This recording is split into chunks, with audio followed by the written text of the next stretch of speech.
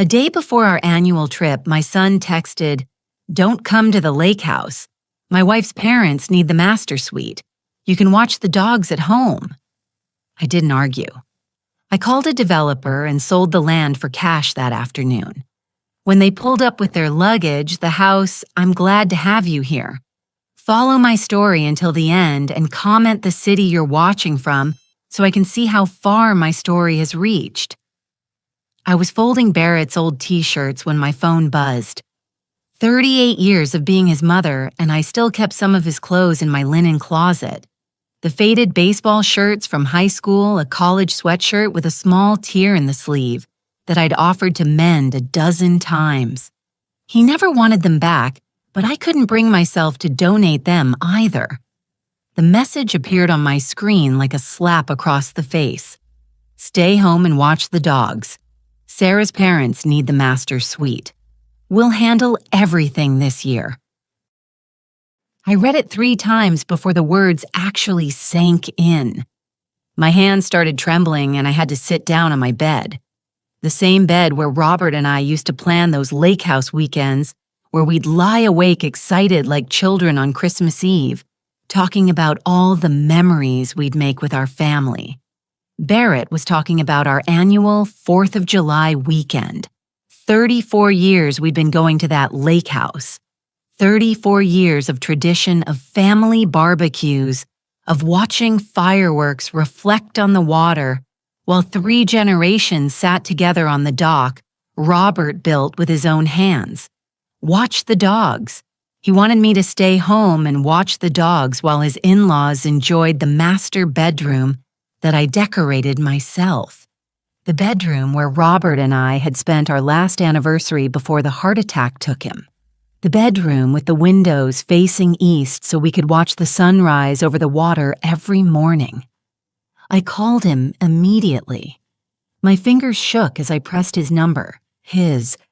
Muscle memory from 15 years of worry every time he didn't answer right away. "Hi, Mom." His voice was distant, distracted. I could hear Sarah laughing in the background, probably at something on her phone. She was always on that phone. "Barrett, honey, I just got your message. I think there might be some confusion." "No confusion, Mom. Sarah's parents are coming, and you know how her dad's back is. He needs the good bed. The guest room would be too uncomfortable for them." The guest room. He was talking about the guest room like I was a guest in my own family tradition, like I was some distant relative who should be grateful for whatever corner was left over. But Barrett, this is our weekend. Our family weekend. We've been planning this since Easter. It's still family weekend. Maybe it would be better if you sat this one out. Sarah's been really stressed about hosting her parents, and you know how she gets. Yes, I knew exactly how Sarah got. I'd watched her manipulate my son for 9 years, slowly cutting away pieces of him until I barely recognized the boy who used to call me every Sunday just to chat. The boy who used to bring me flowers on Mother's Day, not because he had to, but because he wanted to see me smile. Barrett.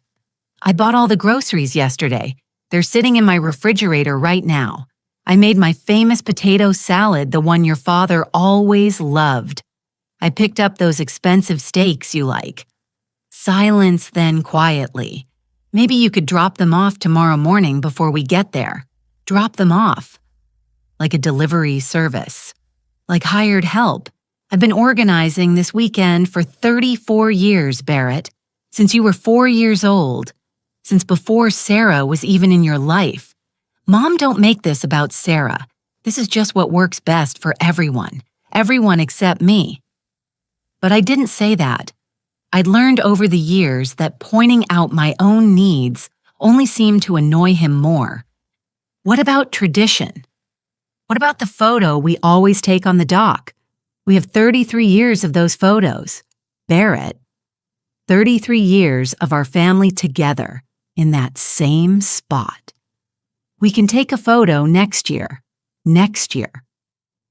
as if next year was promised, as if I'd still be welcome next year, or if there would even be a next year for us.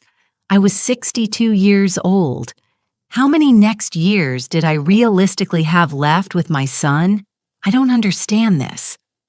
Barrett helped me understand how we went from planning our weekend together to me being uninvited from my own family tradition. Another pause longer this time. I could hear Sarah's voice in the background, sharp and impatient, though I couldn't make out the words. "Look, Mom, I have to go. Sarah needs help with something. Just stay home this weekend, okay? Rest, relax. Take care of Buddy and Sasha for us. They love you. The dogs loved me. At least there was that." He hung up before I could respond. I sat there holding the phone, staring at the blank screen, feeling like someone had reached into my chest and squeezed my heart until it couldn't beat properly. I walked to my kitchen and stared at the bags of groceries lined up on my counter. $237 worth of food, Barrett's favorite beer, the expensive cheese Sarah pretended to like, fresh corn for the barbecue. Everything I'd carefully selected to make our weekend perfect. On my refrigerator, held up by a magnet shaped like a little lake house, was this year's calendar. I'd marked the 4th of July weekend in bright red ink months ago. Lake House Family Time, written in my careful handwriting. The same handwriting that used to fill out Barrett's school forms, sign his permission slips, write encouraging notes for his lunchbox. I pulled out my phone and scrolled through my photos. Last year's 4th of July. There we were on the dock, Barrett and Sarah and me. Barrett looked tired, but he was smiling. Sarah looked bored, but she was there. I looked happy, genuinely happy, because for that one moment, it felt like we were still a family. The photo from 2 years ago showed a different story. Barrett's smile was more forced. Sarah was checking her phone even in the picture. But we were together. We were trying. 3 years ago, 4 years ago, 5 years ago, right after Robert died, Barrett had his arm around me in that one holding me up during my first holiday season, without his father. He'd been so gentle with me then, so protective. When had that changed? When had I become the burden? Instead of the beloved, I set my phone down and walked to the window that faces the street. From here, I could see Mrs. Henderson next door watering her roses. She'd lost her husband 2 years after I lost Robert. We'd become friends in the way that widows do, bonding over the particular loneliness of sleeping in beds that used to be shared. Mrs. Henderson had 3 daughters. All 3 called her every week. All 3 included her in their holiday plans. She spent Christmas bouncing between houses, complaining good-naturedly about being too busy to rest. I used to envy her, though I tried not to let it show. Now I wondered what she would think if she knew that my only child had just uninvited me from the family tradition I'd spent 34 years building.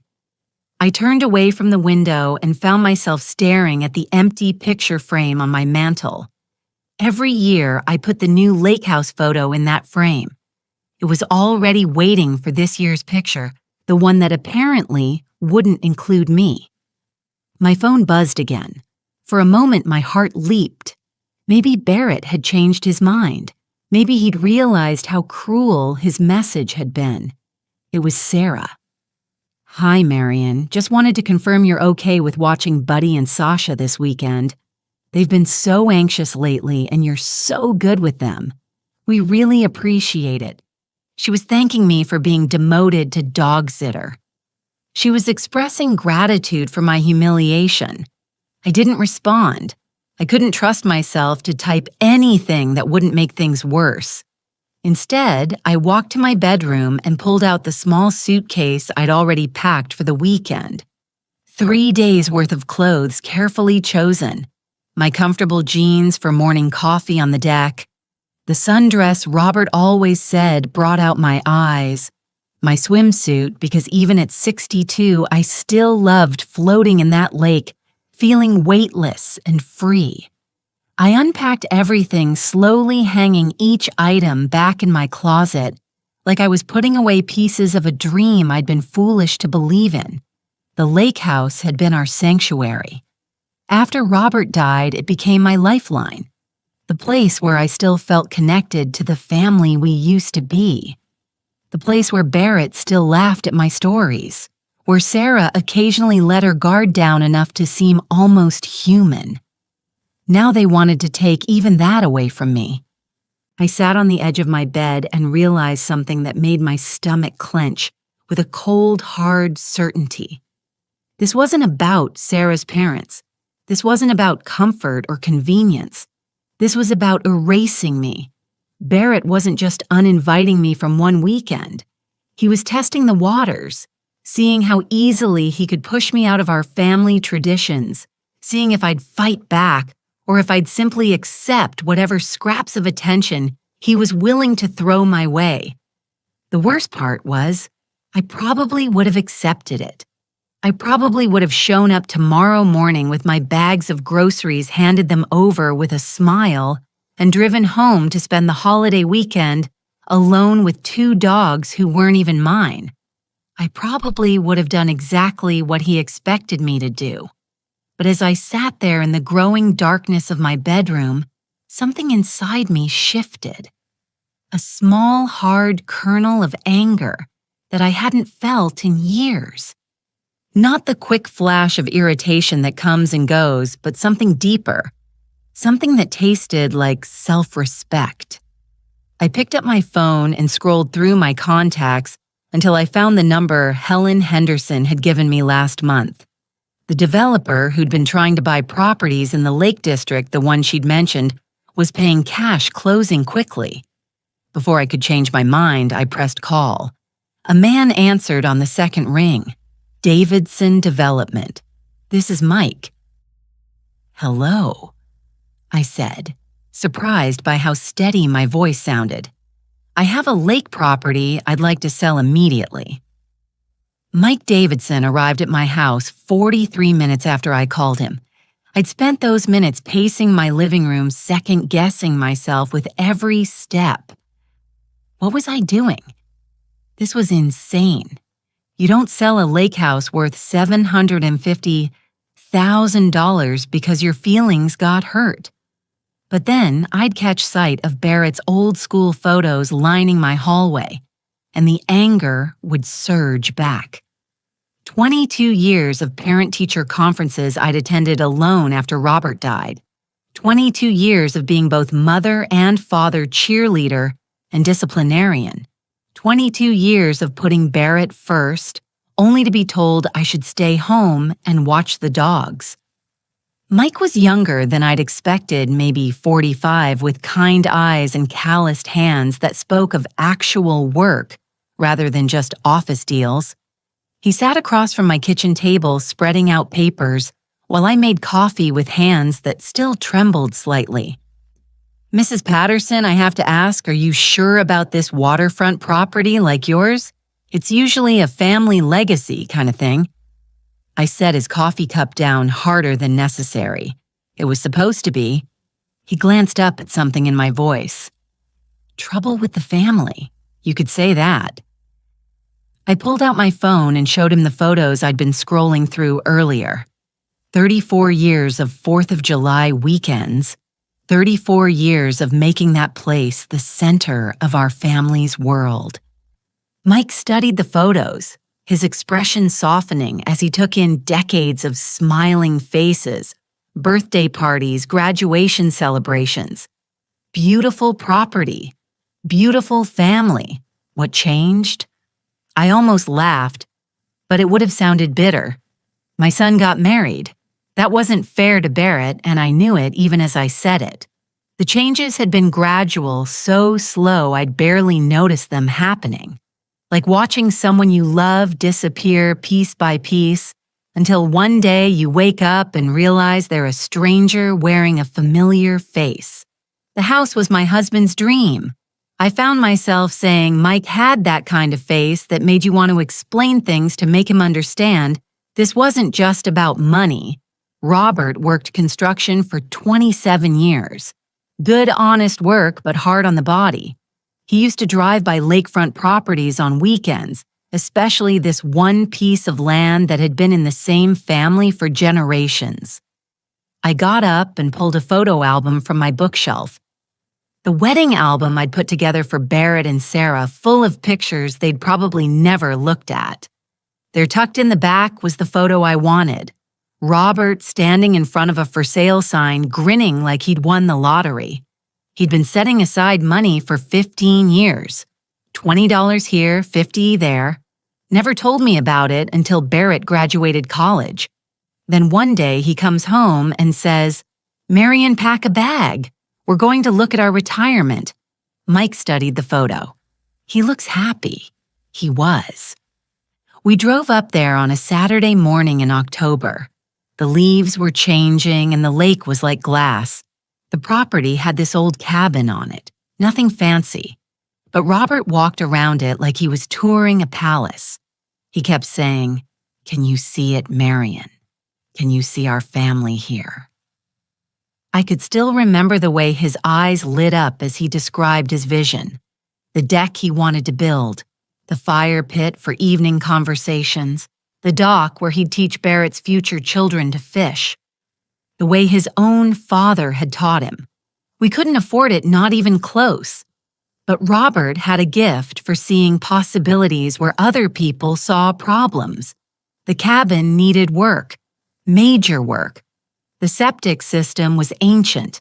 The well pump was dying. Most buyers would have run away, but not Robert. Robert saw a project, something he could pour his love into, build with his own hands. He made an offer $50,000 below, asking price contingent on him, doing all the repairs himself. The sellers thought he was crazy, but they were desperate. It had been on the market for 2 years. Mike nodded, understanding the dynamics of a stalled sale, and he pulled it off. Spent every weekend for 3 years driving up there. Barrett and I would pack lunches and make it a family adventure. Barrett was 7 when we bought it, 10 when Robert finished the renovations. Those were some of the best years of our lives. I flipped through more photos. Barrett helping his father measure boards. His little hands trying to hold a level steady. Barrett and Robert covered in sawdust, grinning at the camera with identical smiles. Barrett learning to hammer nails, tongue sticking out in concentration. Robert taught Barrett everything on that property, how to fix a leaky faucet, how to read the weather by watching the lake, how to gut a fish without making a mess. But more than that, he taught him about taking care of something you love, about building something that would last. Sounds like Barrett learned those lessons well. I closed the album. I thought he had. Mike waited while I refilled our coffee cups. Outside, I could hear Mrs. Henderson's grandchildren playing in her backyard, their laughter drifting through my kitchen window. Normal family sounds the kind of sounds that used to fill my lake house every holiday weekend. Robert died 15 years ago, I continued. Heart attack at 47. One day, he was planning to retire early so we could spend more time at the lake. The next day, Barrett and I were planning his funeral. I'm sorry. Barrett was 25 then, old enough to understand what we were losing, but still young enough to need his father. That lake house became sacred to us after Robert died.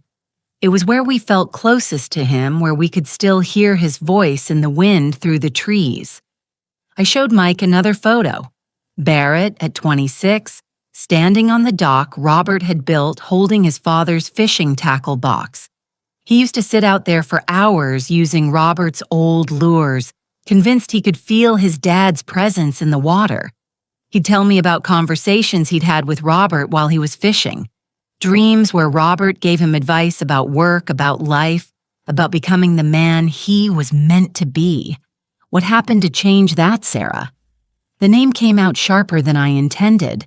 Don't misunderstand me. Sarah isn't evil. She's just focused. She has very specific ideas about what kind of life she wants, and a rustic lake house didn't fit the image. Mike leaned back in his chair. She wanted him to sell it. She never said that directly. Sarah's too smart for that. She just started making it difficult to go.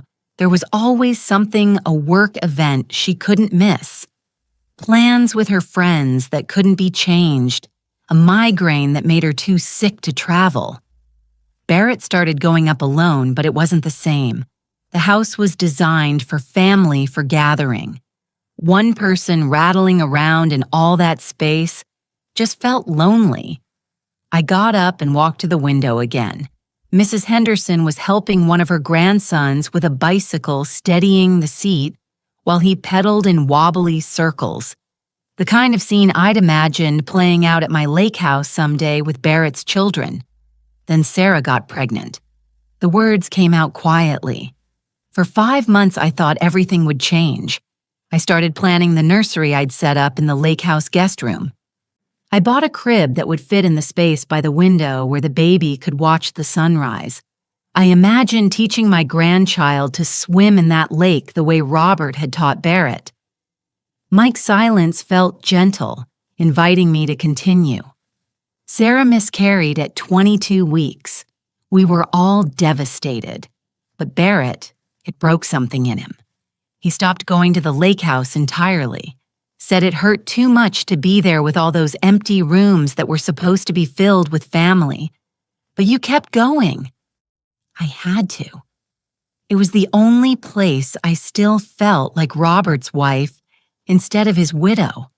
The only place where Barrett's childhood wasn't just a memory. I started going up by myself, maintaining the property, keeping it ready for when Barrett was ready to come back. I pulled out my phone and showed Mike the photos from recent years. Me alone on the dock, raising a coffee cup and a solitary toast. Me tending the garden Robert had planted. Me sitting by the fire pit, surrounded by empty chairs. Sarah eventually agreed to start coming again, but only for special occasions. Only when it served some purpose for her. She'd invite her friends up for girls' weekends, or suggest we host Barrett's work colleagues for corporate retreats. She turned my sanctuary into a networking opportunity. That must have been hard to watch.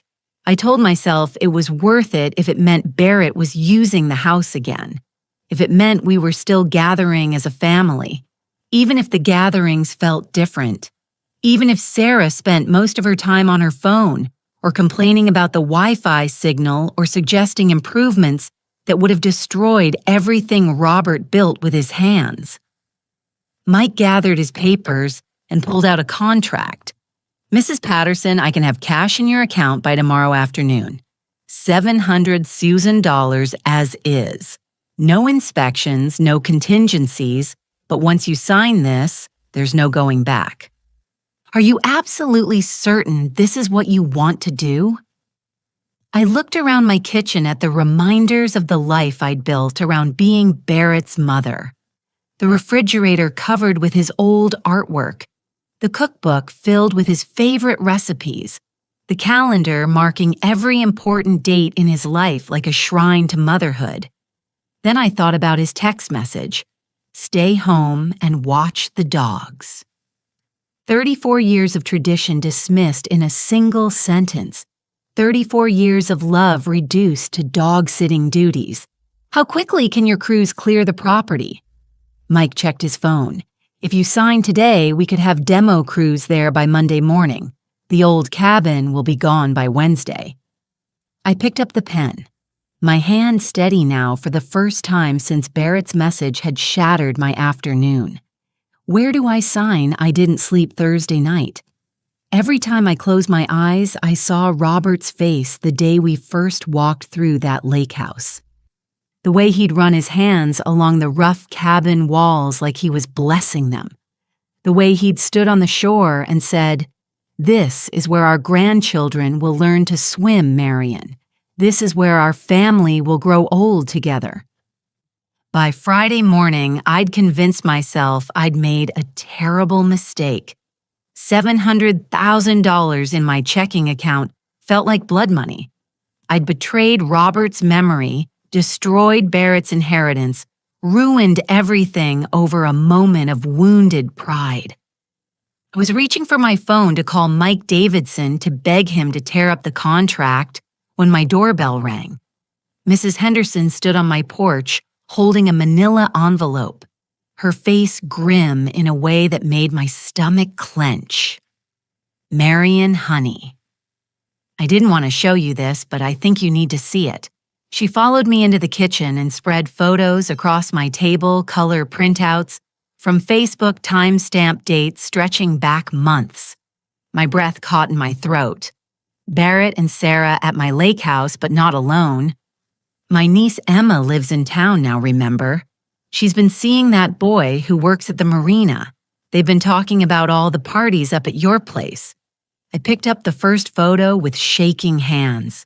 Barrett and Sarah with 6 other couples, all of them holding drinks, standing on my deck like they owned it. Sarah was wearing a designer bikini I'd never seen before, posed like she was in a magazine spread. The timestamp reads ago. 3 weeks ago, Barrett had called me to cancel our monthly dinner because he was swamped at work. Emma said they've been happening most weekends since spring. Mrs. Henderson continued gently. She thought you knew. She thought you were okay with it. I flipped through more photos. Barrett grilling steaks on the barbecue Robert built.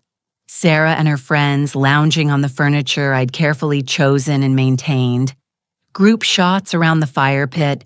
Everyone laughing like they didn't have a care in the world. In every single photo, my son looked happier than I'd seen him in years. This one's from Memorial Day weekend, Mrs. Henderson said, pointing to a photo that made my vision blur with rage. Sarah was holding a champagne glass standing in front of the hand-carved welcome sign I'd commissioned after Robert died. The one that read, Patterson Family Lake House Esther 2010, where love lives on. But someone had taped a piece of paper over Patterson Family. Now it read, Barrett and Sarah's lake house. They'd erased me, literally covered up my family name and replaced it with their own. Marion, are you okay? You've gone completely white. I couldn't speak. I kept staring at that covered sign, at the casual cruelty of it. They hadn't just excluded me from their parties. They'd rewritten history pretending the house belonged to them alone. I flipped to the next photo and felt something crack in my chest. Barrett was standing exactly where Robert used to stand when he'd call us in for dinner, or arms spread wide in the same gesture his father used to make. But instead of calling for family, he was posing for Sarah's camera mugging like a college kid at spring break. The next photo showed Sarah's friends exploring the house. My house, the master bedroom, where I'd grieved Robert's death. The guest room where I'd dreamed of rocking Barrett's babies. The kitchen where I'd cooked thousands of meals, where every pot and pan and coffee mug held memories of the family I'd thought we were.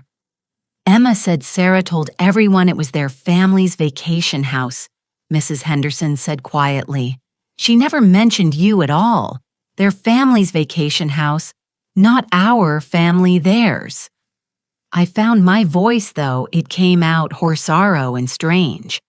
How long have you known about this? Emma mentioned it a few weeks ago, but I didn't think much of it. Young people have different ways of doing things. I thought maybe you'd given them permission to use the house more freely. More freely, as if I'd ever restricted their access to a place I'd maintained entirely for their benefit. But when you told me yesterday about Barrett uninviting you from this weekend about how he wanted you to watch the dogs, Mrs. Henderson shook her head. I realized Emma's stories didn't match what you were telling me. So I asked her to show me the photos. I stared at a picture of Sarah raising a toast surrounded by friends I'd never met in the living room, where Robert and I used to play cards on rainy afternoons. The caption underneath read, Living our best lake life. So grateful for this perfect escape. Perfect escape. From what? From me. There's more, Mrs. Henderson said, reluctantly. She pulled out her phone and showed me a screenshot of a text conversation. Emma's boyfriend sent this to her yesterday. The messages were between two people I didn't recognize talking about this weekend's plans. Barrett said his mom finally won't be there this time. Thank God. Sarah said she's been trying to figure out how to get rid of her all summer. What's the deal with that? It's not even the mom's house anymore, right? I guess. Technically, it is. But Sarah said Barrett's working on that. Something about getting her to sign it over or whatever. The phone slipped from my numb fingers, getting me to sign it over. Barrett hadn't been gradually pulling away from me. He'd been systematically pushing me out of the lake house so he and Sarah could claim it as their own.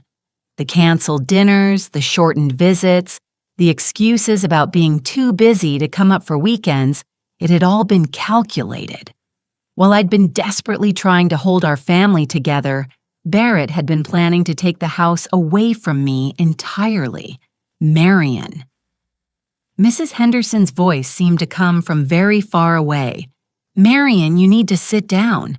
I was already sitting, but I felt like I was falling. 34 years of believing my son loved me. 34 years of sacrificing for him. Working extra shifts to pay for the house maintenance. Skipping my own needs to make sure he always had a place to escape to. And he'd been plotting to steal it from me. Not just use it without permission. Steal it. My phone buzzed. A text from Barrett. Change of plans. We're heading up tonight instead of tomorrow. Can you drop off those groceries by 6 and maybe throw in some extra beer Sarah's parents drink more than I remembered? LOL. The casualness of it, the assumption that I'd just comply. The laughing emoji like this was all some lighthearted family joke. It hit me like a physical blow. He had no idea I discovered their secret parties. No idea I knew about Sarah's friends mocking me behind my back. No idea that Emma's boyfriend had exposed their plan to manipulate me into signing over the house. Barrett thought he was dealing with the same pushover mother who'd been enabling his selfishness for years. The mother who'd accepted every excuse, every cancellation, every gradual erosion of respect without fighting back. But that mother was gone. I stood up so abruptly that my chair fell backward. Mrs. Henderson jumped alarmed by the sudden movement. Marion, what are you thinking? I was thinking about Robert building that dock board by board. I was thinking about Barrett as a 7-year-old hammer in his tiny hands, so eager to help his father create something beautiful. I was thinking about all the love and hope and dreams that had gone into that house, now reduced to a party venue for people who'd never even met the man who built it. I was thinking about Sarah covering up my family name like I was something to be ashamed of. I need to make a phone call, I said, my voice deadly calm. I dialed Mike Davidson's number. He answered immediately like he'd been expecting to hear from me. Mrs. Patterson having second thoughts. Actually, I have a question about timing. How quickly can you get those demolition crews to the property? Well, we were planning to start Monday, but if you need it faster, I need them there tomorrow, Saturday morning early. A pause. That's going to cost extra for weekend crews. I don't care what it costs. Another pause. May I ask why the rush? I looked at the photos scattered across my kitchen table. Barrett's smiling face in every single one, celebrating in the house his father had built, while systematically erasing me from the story. Let's just say I want to surprise my family. I hung up and turned to Mrs. Henderson, who was staring at me with a mixture of concern and admiration. You're really going to do this? I thought about Barrett's text message about him ordering me to deliver groceries like hired help, while he and his wife entertained her parents in the master bedroom that still smelled like Robert's aftershave. I thought about Sarah's friends laughing about finally getting rid of me. I thought about the covered sign, my family name hidden like something shameful. "Helen," I said, and my voice was steadier than it had been in years. "Would you like to drive up to the lake with me tomorrow morning? I think you'd enjoy the show." Her eyes lit up with something that looked suspiciously like anticipation. "What time should I be ready?" I checked my watch. Barrett would be arriving at the house in approximately 18 hours, expecting to find his usual playground waiting for him. Instead, he was going to find something very different. 7 a.m., I said, "and bring your camera. I have a feeling this is going to be a weekend none of us will ever forget." The sound of construction equipment echoed across the lake like thunder. I sat in my car at the end of the long driveway, Mrs. Henderson beside me, watching 3 bulldozers tear into the house Robert had rebuilt with his own hands. The morning air was thick with dust and the smell of diesel fuel, but underneath it all, I caught the faint scent of the wild roses Robert had planted along the property line. They would be gone by noon, too. "Are you sure about this?" Marion, Mrs. Henderson asked for the 3rd time, though her voice held more excitement than concern. "Once it's down forever." I watched a section of the front porch collapse, taking with it the swing where Barrett used to read comic books on lazy summer afternoons. "It's been gone for a while, Helen. I'm just making it official." Mike Davidson's crew had arrived at 6:30 exactly as promised. 3 bulldozers, a demolition team, and enough equipment to level the house completely by Sunday night. The extra cost for weekend work had been worth every penny to see the foreman's confused expression when I'd insisted they start with the welcome sign. The same sign Sarah had covered with her own name was now buried under a pile of splintered wood and torn metal. My phone had been buzzing constantly since 7 a.m. First Barrett, then Sarah, then Barrett again. I'd ignored every call, every frantic text message. Let them wonder. Let them panic. Let them feel for once what it was like to have something precious ripped away without warning. "There," Mrs. Henderson said, pointing toward the main road. "Is that them?" Barrett's silver BMW appeared through the trees, moving fast enough to send gravel spraying behind it. Even from a distance, I could see the car swerving slightly as the driver tried to process what they were seeing. The car skidded to a stop 50 FT from the construction zone. Barrett jumped out so quickly, he left his door hanging open, his face a mask of shock and disbelief. Sarah emerged more slowly from the passenger side, her designer sunglasses hiding her eyes, but not the rigid set of her jaw. I rolled down my window to hear better. "What the hell is happening here?" Barrett's voice carried across the noise of the machinery, high and strained with panic. Mike Davidson approached them, clipboard in hand, his expression professionally neutral. "You folks need to stay back behind the safety line. This is an active demolition site." Demolition. Sarah's voice cracked on the word. "There must be some mistake. This is our house. We're supposed to be here this weekend." "No mistake, ma'am. Property was sold yesterday. New owners wanted immediate clearing for development." Barrett grabbed Mike's arm, and for a moment I thought my son might actually strike him. "Sold? This house can't be sold. My mother owns this property, and she would never." He stopped mid-sentence, his face going white as understanding began to dawn. Sarah ripped off her sunglasses, revealing eyes wild with rage and disbelief. "Where is she?" "Where's Marion?" Mrs. Henderson nudged me. "Here we go."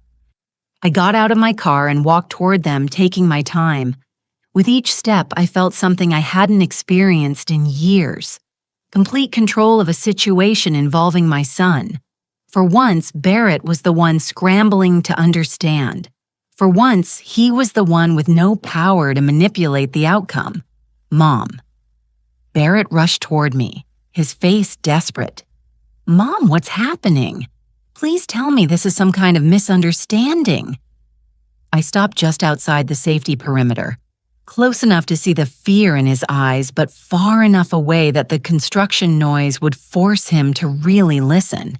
No misunderstanding, Barrett. I sold the house. You what? Sarah's shriek pierced through the rumble of machinery. You can't sell this house. We have plans. We have people coming. Yes, I heard about your plans. I pulled out my phone and showed them the Facebook photos Mrs. Henderson had printed. Quite the party you had last month, and the month before that, and apparently every weekend since spring. Barrett's face cycled through confusion recognition, and finally something that might have been shame. Mom, I can explain. Can you explain this? I showed him the photo of the covered welcome sign. Can you explain why Sarah felt the need to hide our family name? Sarah stepped forward, her composure cracking completely. That was we were just having some friends over. It wasn't supposed to be a big deal. Friends I'd never met in a house you told them belonged to you. I kept my voice level, almost conversational. Tell me, Sarah, when exactly were you planning to have Barrett convince me to sign the deed over to you? The question hit like a slap. Barrett actually staggered backward. Who told you that? Does it matter? The point is, while I was buying groceries for our family weekend, you two were plotting to steal my home. It's not stealing. Sarah's voice rose to nearly a scream. Barrett deserves that house. You're just a bitter old woman who can't let go. Mrs. Henderson gasped audibly from behind me, but I felt nothing but cold satisfaction. Finally, Sarah was showing her true face. You're right, I said calmly. Barrett does deserve a lake house. He should build one himself with his own money the way his father built this one. The way real men provide for their families. Barrett flinched like I'd struck him. Mom, please. We can work this out. Whatever you want, whatever you need. What I needed was respect. The words came out harder than I'd intended. What I needed was to be treated like family instead of like hired help. What I needed was for my son to defend me when his wife called me a bitter old woman. I never Barrett started, but I cut him off. You stood there and let her say it. Just like you've stood there and let her disrespect me for 9 years. Just like you stood there and let her erase our family name from the sign your father's memory built. Sarah stepped between us, her face twisted with fury. Robert's dead, Marion. He's been dead for 15 years. This obsession with his memory is pathetic. The words hung in the air like smoke. Even the construction crew seemed to pause for a moment, sensing the violence of what had just been said. Barrett's face went gray. Sarah, don't. No Barrett. Someone needs to say it. Your mother has been holding this family hostage with a dead man's ghost for years. We can't move forward. We can't make our own memories. We can't even use our own property without her hovering around like some kind of sad, desperate widow. I stepped closer to Sarah, close enough to see the spittle at the corners of her mouth, the rage that had been building behind her perfect facade for years. You're absolutely right, Sarah. Robert is dead, but his love for this family was real. His sacrifice to build this place was real, and his son's respect for that sacrifice used to be real, too. I turned to Barrett, who looked like he wanted to disappear into the ground. Your father spent 3 years of his life rebuilding this house. He worked every weekend, came home exhausted and covered in sawdust because he wanted to give you something permanent, something that would last. He dreamed of teaching your children to fish off that dock the way he taught you. Barrett's eyes filled with tears, but I wasn't finished. He never got to meet those grandchildren. He never got to see you become a man.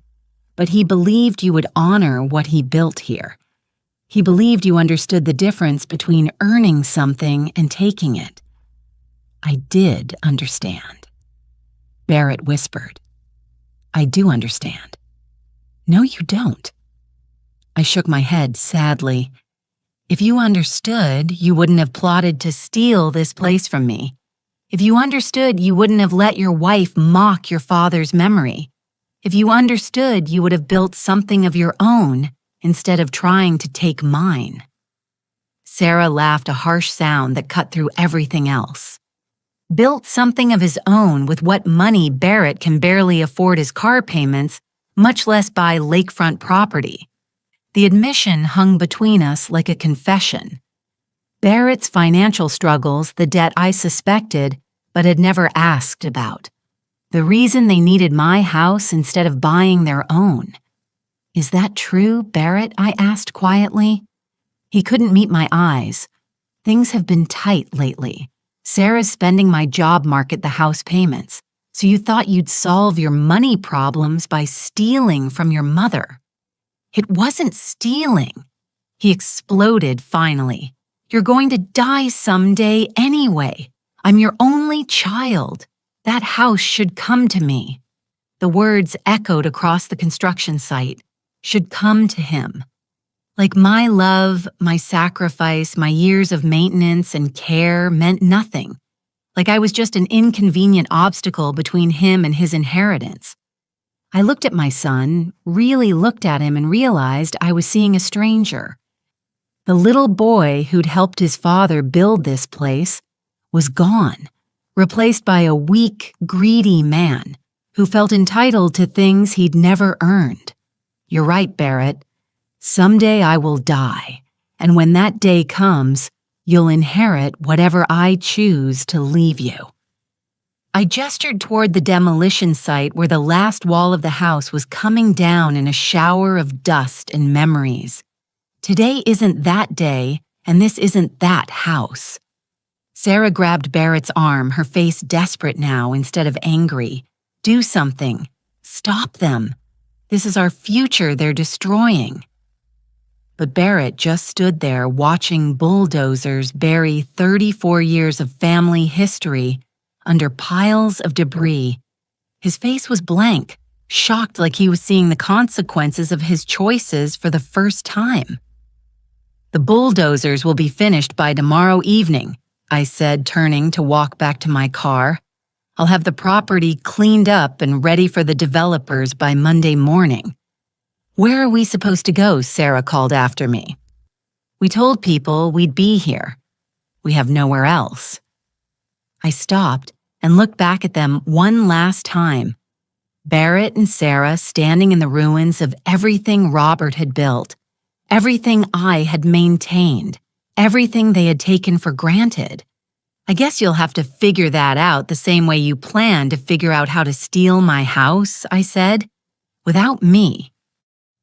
As I walked away, I heard Sarah screaming at Barrett, blaming him for losing control of his mother, for not handling the situation better, for not being man enough to prevent this disaster.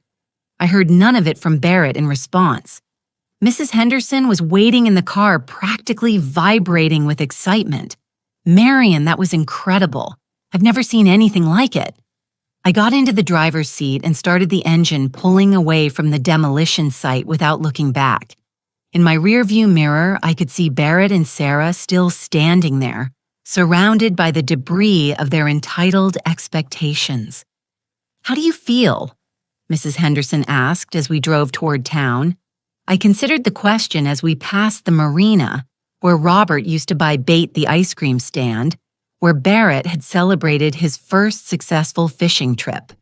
The general store where 3 generations of my family had bought supplies for countless lake weekends. All of it was ending. All of it was gone.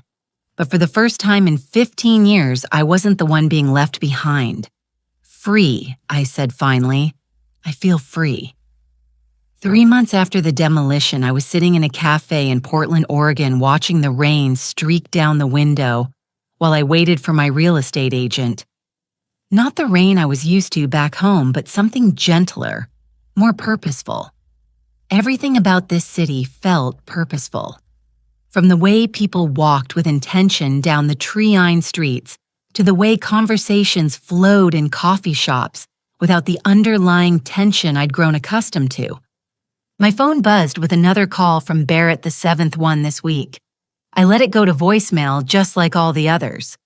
There would be time to deal with Barrett later when I was ready, when I had built something strong enough to withstand whatever manipulation he was preparing. Mrs. Patterson, a woman with kind eyes and silver hair, approached my table. "I'm Linda Chen. Are you ready to see your new home?" I stood up, smoothing down the jacket I'd bought last week. Nothing fancy, but new. Everything about my wardrobe was new. Now, after Barrett's confrontation at the lake, I donated most of my old clothes to charity. All those careful conservative outfits chosen to avoid drawing attention, to avoid giving anyone a reason to criticize the grieving widow, the devoted mother who never quite measured up. The woman looking back at me from dressing room mirrors now was someone I barely recognized. Confident, purposeful, free. "I'm ready," I told Linda, and meant it completely. The house was a 15-minute walk from the cafe in a neighborhood full of craftsman homes and established gardens. Nothing like the lake house Robert had built, nothing like the suburban prison I'd maintained for 38 years. This was something entirely mine. Built in 1922, Linda explained as we walked up the front steps. The previous owner was an artist. She lived here for 47 years before moving to assisted living. The front door opened onto hardwood floors that gleamed in the afternoon light. Large windows, built-in bookshelves, a fireplace that actually worked instead of just providing decoration. The kind of house where people lived intentionally, where every room had a purpose, beyond just filling space. The kitchen was updated 5 years ago. Linda continued leading me through rooms that felt like possibilities instead of obligations. All the appliances are included. I ran my hands along the granite countertops, imagining cooking meals for one without guilt. No more preparing elaborate dinners that went unappreciated. No more buying Barrett's favorite foods in case he decided to visit.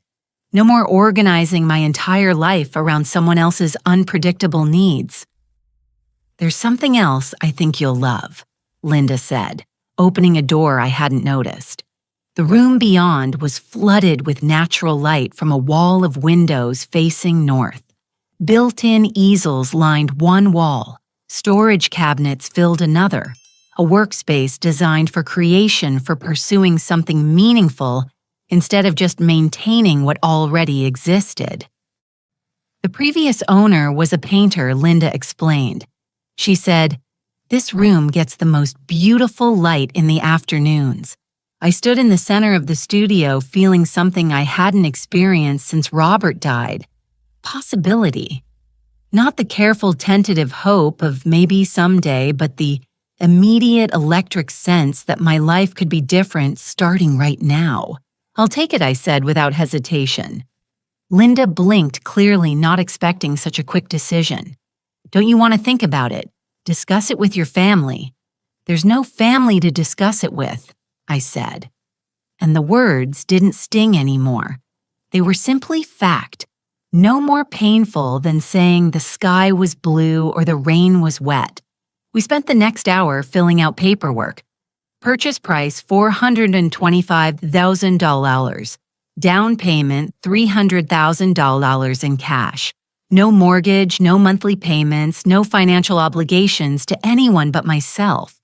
When Linda asked about my plans for the property, I found myself talking about things I'd never said out loud before.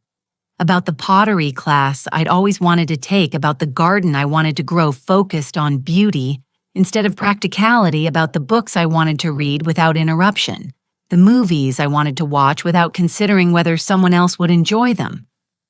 "It sounds like you're starting a whole new chapter," Linda said, as we shook hands on the deal. "More like a whole new book," I replied. That evening, I called Mrs. Henderson from my hotel room. She answered on the second ring, her voice bright with anticipation. "Marian, how's Oregon treating you? I bought a house today." Silence, then a delighted gasp. "You what? Tell me everything." I described the craftsman, home the artist's studio, the neighborhood full of people who minded their own business in the best possible way. As I talked, I realized I hadn't felt this excited about anything in years, maybe decades. "It sounds perfect for you," Mrs. Henderson said. "When do you move in next month?" "I'm having everything shipped from storage. I'd put most of my belongings in a storage unit after selling my house in Sacramento." Another decision that had shocked Barrett, though he'd been too busy dealing with his own financial crisis to protest much. And Barrett. "Have you talked to him?" I looked out my hotel window at the Portland skyline lights beginning to twinkle as evening settled over the city. "He's been calling." "I'm not ready to answer yet. You don't have to be ready on anyone else's timeline, honey. Take all the time you need." After we hung up, I opened my laptop and scrolled through the photos I'd taken today. The empty studio waiting for whatever I decided to create. The kitchen where I'd cook meals based on what I wanted to eat, not what someone else expected. The living room where I could arrange furniture for my own comfort instead of optimizing for visitors who rarely came. My phone buzzed with a text message not from Barrett this time, but from an unknown number. "Hi, Mrs. Patterson. This is Emma Henderson, Helen's niece. She gave me your number and said you might be interested in some information about Barrett and Sarah." I stared at the message for a long moment. Emma, the young woman whose boyfriend had exposed Barrett and Sarah's plan to steal my house. Part of me wanted to ignore it to focus on moving forward instead of looking backward, but a larger part needed to know. "What kind of information?" I typed back. The response came immediately.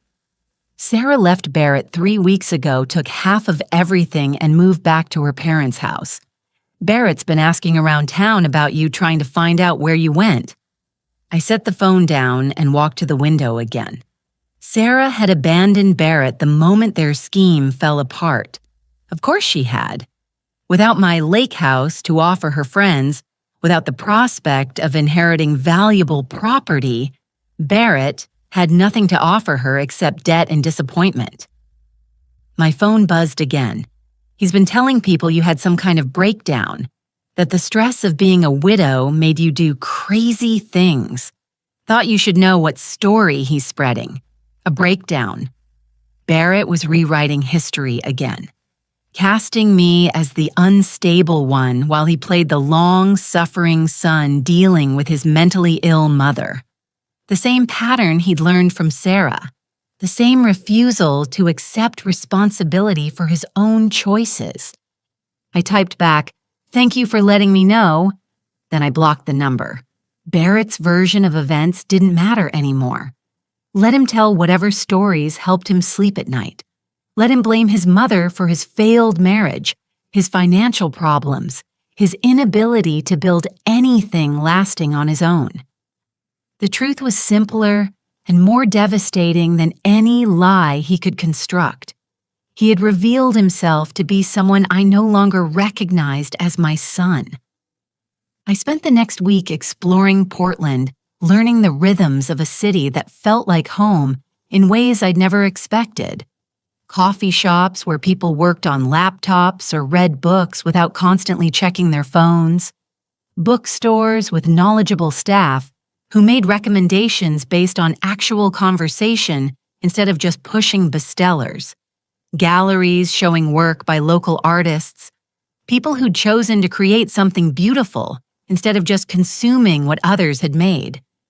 On Thursday, I signed up for a pottery class at a studio 3 blocks from my new house. The instructor was a woman about my age who'd started making ceramics after her divorce, turning her need to create something with her hands into a second career that brought her more satisfaction than her first. "Have you ever worked with clay before?" she asked as I filled out the registration form. "No, but I think it's time I learned." She smiled. "Best reason to start anything. What made you decide on pottery?" I thought about Robert's hands always building something, always fixing what was broken. I thought about Barrett's hands, which had learned to take but never to make. I thought about my own hands spent decades serving others, now ready to create something entirely for myself. I want to make something that will last, I said. Something beautiful that belongs only to me. The first class was the following Monday. I spent the weekend setting up my new house, arranging furniture and unpacking boxes, with a sense of purpose I hadn't felt in years. No photo albums full of Barrett's childhood pictures, no shrine to motherhood in every room, just my things arranged for my comfort in spaces designed for my life.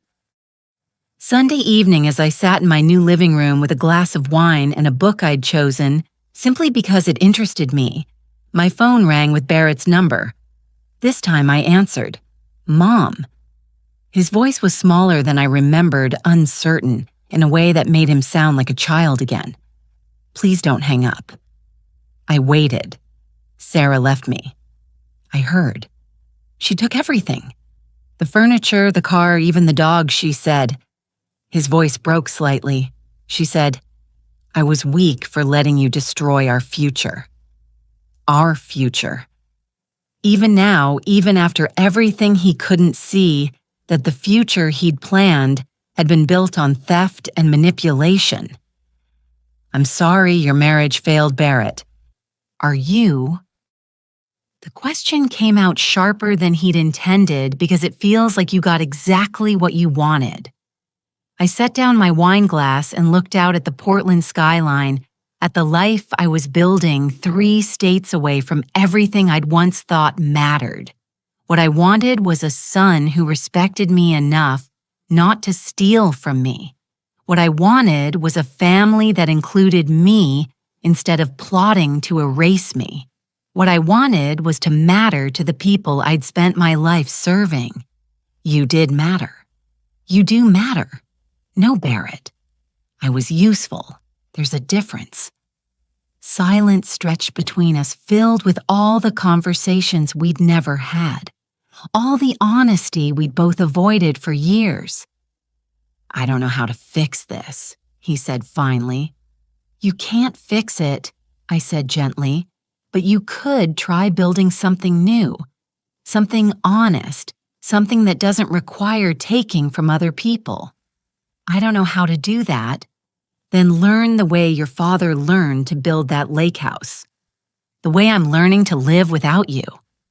I hung up before he could respond, before his need could pull me back into the old pattern of sacrifice and service and disappointment. Outside my window, Portland was settling into evening lights, coming on in houses where people lived their own lives, made their own choices, built their own definitions of family and home and happiness. For the first time in 38 years, I was one of them.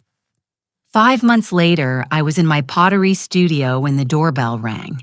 My hands were covered in clay halfway through shaping what would become a serving bowl for the dinner party I was hosting next week. My first dinner party in the Portland house, with neighbors who'd become friends. People who knew me as Mary and the potter, not Mary and the disappointed mother. The doorbell rang again, more insistent this time. I glanced at the clock on the studio wall, 4:30 on a Tuesday afternoon. I wasn't expecting anyone. I wiped my hands on my apron and made my way to the front door, already irritated by the interruption. Through the frosted glass, I could see a familiar silhouette that made my stomach clench with old, unwanted reflexes. Barrett stood on my front porch, looking like he'd aged a decade and 6 months. His hair was unkempt, his clothes wrinkled, and his face had the hollow look of someone who'd been surviving on fast food and very little sleep. Behind him sat a beat-up Honda Civic I didn't recognize, loaded down with boxes and garbage bags like he was moving his entire life. I opened the door but didn't invite him in. "Hello, Barrett." "Mom." His voice cracked on the word. "I've been driving for 3 days looking for you. Mrs. Henderson finally told me you were in Portland. Helen shouldn't have done that. Please don't be angry with her." I told her. I told her it was an emergency. I studied his face looking for signs of genuine crisis versus the manufactured urgency he'd used to manipulate me for years. He looked genuinely desperate, but that didn't necessarily mean anything had actually changed. What kind of emergency? He gestured vaguely at the car full of his possessions. I lost the house, lost my job. Everything just... He swallowed hard. Everything fell apart after Sarah left. I'm sorry to hear that. Barrett blinked clearly, expecting more reaction. When none came, he stepped closer to the door. Mom, I was hoping. I need a place to stay. Just temporarily, just until I can get back on my feet. There it was. The real reason for his cross-country pilgrimage.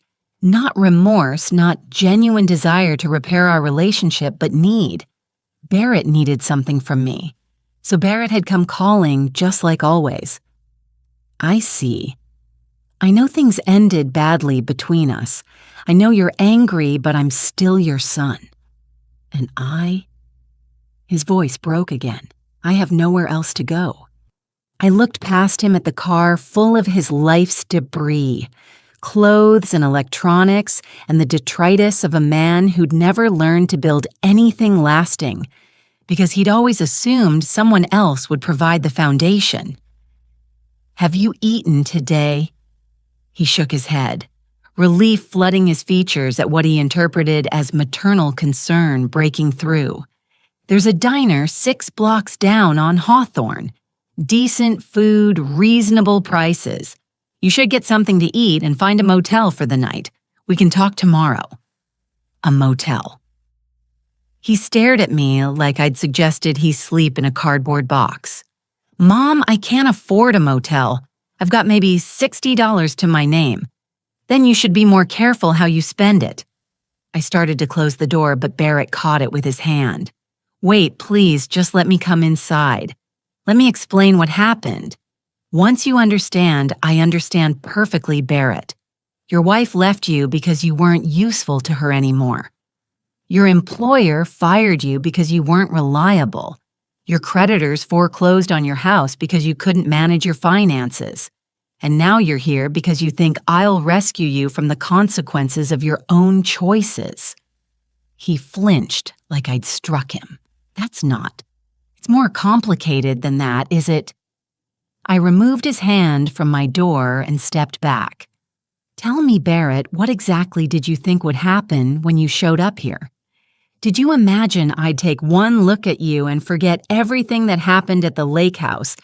Did you think I'd invite you to move into my spare bedroom and go back to taking care of you? Like you're still a child, I thought. He swallowed hard. I thought you'd forgive me. I'm your son. That's what mothers do. The audacity of it took my breath away.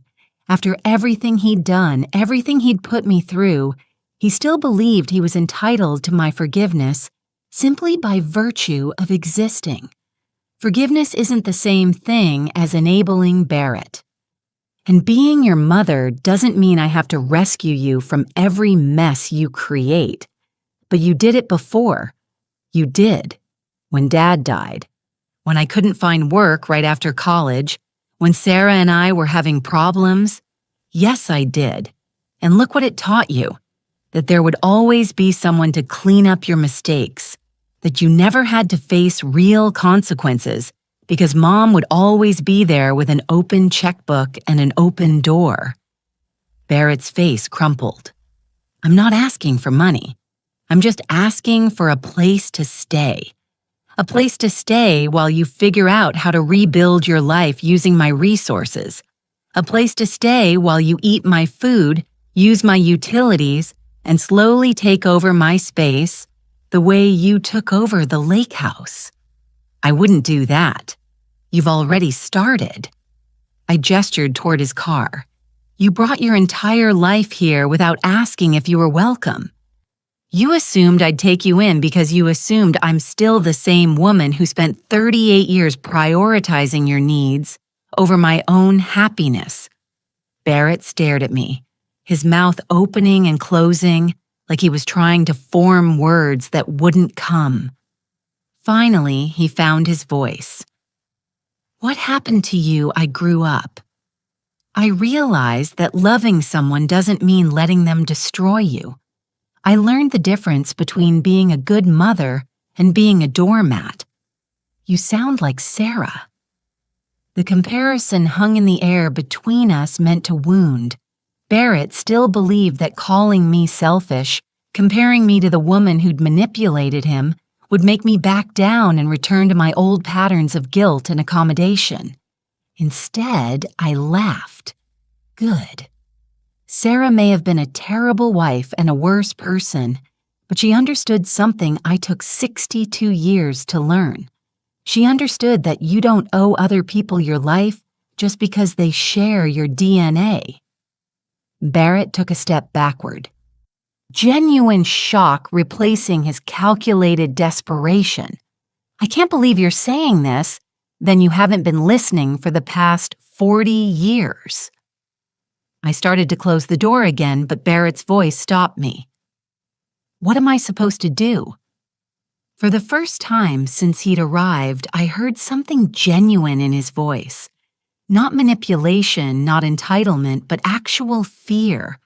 The fear of a man who'd finally run out of people to use and places to hide. I softened my tone, though I didn't change my position. You're supposed to figure it out, Barrett, the way adults do. Get a job, any job. Find a room you can afford. Start building a life based on what you can earn instead of what you can take from other people. I don't know how to do that. Then learn the same way I learned how to live without your father. The same way I learned how to live without you. Barrett stood there for a long moment staring at me like he was trying to reconcile the mother he'd always known with the woman standing in front of him. The mother who'd always given in, always found a way to help, always put his needs first. That mother was gone, and we both knew it. If I do that, he said quietly, if I figure out how to build something on my own, could we ever have a relationship again? He nodded hope flickering in his eyes for the first time since he'd arrived. I considered the question, really considered it.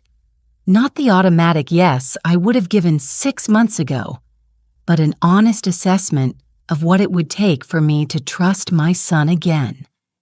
Maybe I said finally, if you can prove that you've changed, if you can build something real without taking from other people, if you can show me that you understand what respect actually means, how long would that take? However long it takes. Maybe a year, maybe 5 years, maybe never. That's not up to me, Barrett. That's up to you. He stared at me for another moment, then looked back at his car, at the chaos of his collapsed life waiting for him. I love you, Mom. I love you too. I said and meant it. But love isn't enough anymore. It has to be earned. Barrett nodded slowly like he was finally beginning to understand the difference. He turned and walked back to his car, his shoulders slumped with the weight of actual responsibility. As he drove away, I caught a glimpse of his face in the rearview mirror. For the first time in years, Barrett looked like a man instead of a boy, scared, uncertain, but finally forced to confront the real world without a safety net. I watched until his taillights disappeared around the corner, then went back inside to my pottery studio. My serving bowl was still waiting on the wheel, half finished-ish but full of potential. I settled back onto my stool, wet my hands, and began to shape the clay again. Tomorrow I would host my first dinner party for friends who chose to spend time with me because they enjoyed my company, not because they needed something from me. Next week, I would start an advanced pottery class where I'd learn new techniques for creating things that had never existed before. And someday, maybe Barrett would knock on my door again, not as a desperate man seeking rescue, but as someone who'd learned to build his own life, who could offer something to our relationship instead of just taking from it. Until then, I had my own life to live my own dreams, to pursue my own clay, to shape into something beautiful and lasting and entirely mine. Outside my studio window, Portland sparkled in the late afternoon light, a city full of people who'd learned to start over, to rebuild, to create something new from the pieces of whatever they'd left behind.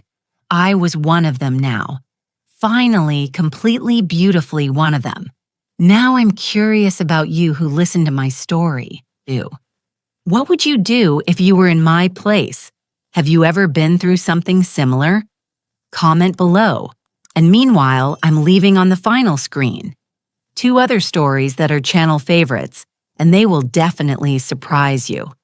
Thank you for watching until here.